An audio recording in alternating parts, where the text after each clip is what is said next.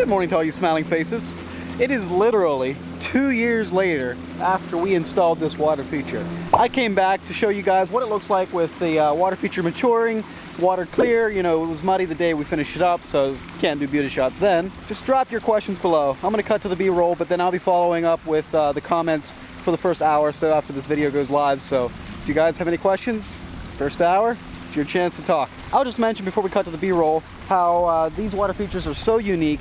They can fit in just about any landscape, and what I mean by that is it's a canvas, like it's an artist's canvas, just the area that we paint, and our paint is rocks, the copper bowls, the slate urns, and we came in here, we didn't really have a plan per se as to exactly how this thing was going to look.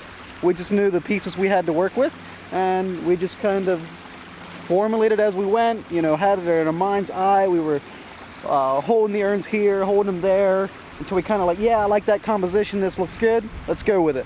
So this is the result. All right, that's enough.